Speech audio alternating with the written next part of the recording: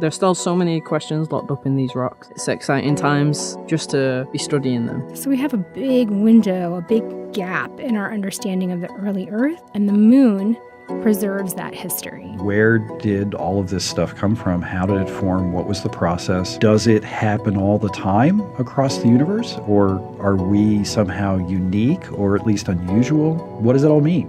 I'm Katie Atkinson, and this is NASA Explorers Apollo, where we tell stories about our moon and the people who explore it. Tape recorder's running, right? Tape recorder's running.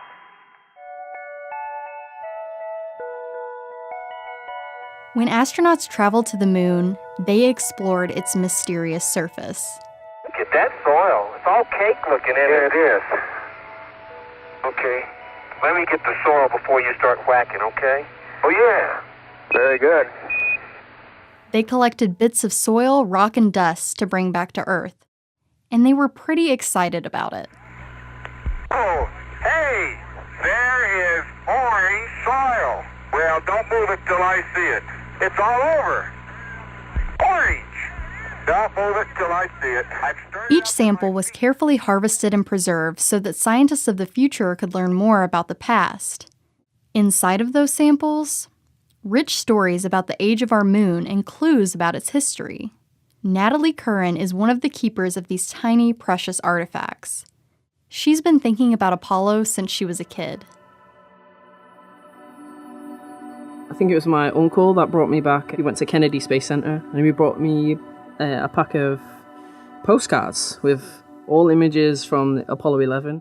They went all up around my wall when I was a child, and ever since I've always wanted to do something with space. These days, Natalie calls herself a lazy astronaut. The moon rocks come to her instead of the other way around. Natalie is a NASA postdoctoral fellow and a planetary scientist who spends her days with Apollo samples. I'm currently working in our MoonGrill lab, which stands for Mid-Atlantic Noble Gas Research Lab, which is here at NASA Goddard. Natalie focuses specifically on samples from Apollo 16, which she looks at to learn more about the formation of the surface of our moon. So a lot of the samples that we have, they're quite old. So there's some of the older rocks that you get on the moon. So we're looking at rocks that are older than 4 billion years old. Every time you look at something or think of something like that, what you've just analysed is older than anybody that we know, anything that we know is living. And that, again, is quite an amazing kind of achievement just in its own way to be holding and analysing these ancient rocks. As it turns out, the moon can teach us a lot about the history of our solar system. Scientists like Natalie study lunar rocks, soil, dust, and sand. She and her fellow scientists weigh, measure, and scrutinize samples to find answers, and sometimes even more questions. The process teaches scientists about the makeup and evolution of our moon, but it also reveals plenty about our home planet. Unlike the Earth, which we've had quite a complex history of like plate tectonics where it's erased some of the surface, the moon hasn't had any plate tectonics like that. So the actual surface of the moon provides a perfect archive of both lunar history and like solar history that we can go collect some different age samples and can tell us a lot about how the moon and the early solar system has evolved.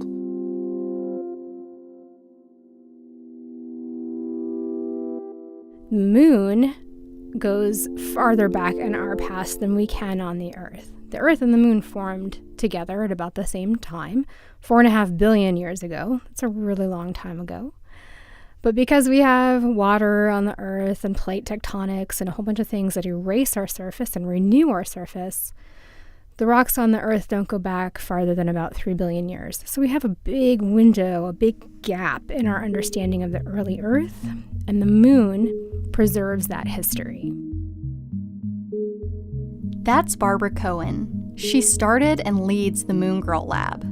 Her team studies noble gases to learn more about the age of the lunar samples.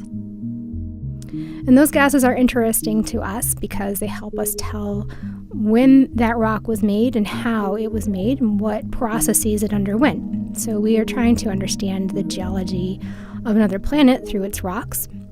and we use those gases to trace the processes that it went through on another planet. The element potassium decays over time to the element argon, which is a noble gas. And so we look at the ratio of potassium to argon in the rock, and we say how much potassium was there to begin with, and how much has decayed to the element argon over time. And that's a little clock inside the rock. While scientists like Natalie and Barbara are interested in lunar and solar history, NASA's astrochemists, like Jamie L. Silla, want to know what these samples can tell them about the origins of life. A lot of times what I'm doing is working in a lab with meteorites or other extraterrestrial samples, including the lunar soil samples that we've worked with.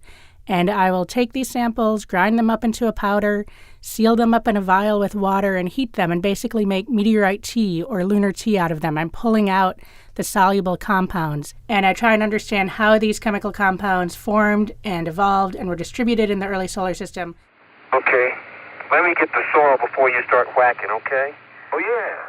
I'm very grateful for the scientists who had the foresight to archive these samples and for the curators who kept them all this time in a state that was ready for us to be able to look at. It didn't, as a kid, seem like something spectacular to me. It was just part of history. But now when I get to handle these lunar samples in the lab and I stop and think about what it took to bring these back to Earth and where they've been and what the history of these samples is, sometimes I'm working in the lab and I just stop and I'm just overwhelmed by this amazement. Each sample, carefully cultivated by lunar explorers, reveals more about the moon and planet Earth. There's still so many questions locked up in these rocks that it's exciting times just to be studying them, yeah. Barbara, Natalie, and Jamie will have the opportunity to keep learning about our moon very soon. They were recently selected to open up and study never-before-seen Apollo samples. Who knows what they'll uncover in the future?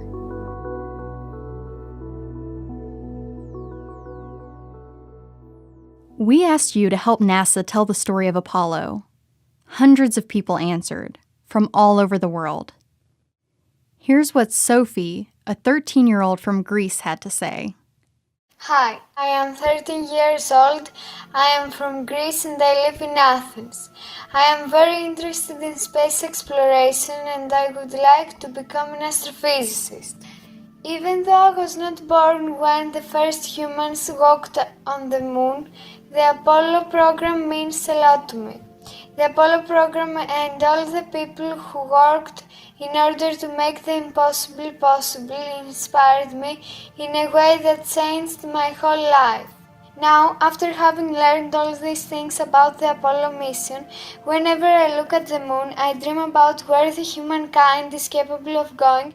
When I think of the moon, I feel wonder and admiration because of the fact that humans have been there and because of the fact that this act has inspired hundreds of thousands of people, including me myself. Furthermore, whenever I think of the moon, I think that humans are now able, after so many years of space exploration, to make a step further of the moon to Mars and who knows, in few years, maybe even further to the interstellar space. I believe that the Apollo program made it clear that the sky isn't the limit.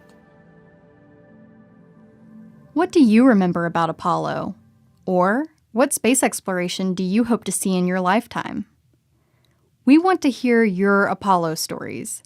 Visit nasa.gov/Apollo stories to learn how to get involved. Very good. This is the only long-term information that we have from the surface of the moon. I don't think the search for data is over with. Where did all of this stuff come from? How did it form? What was the process? Does it happen all the time across the universe? Or are we somehow unique or at least unusual? What does it all mean?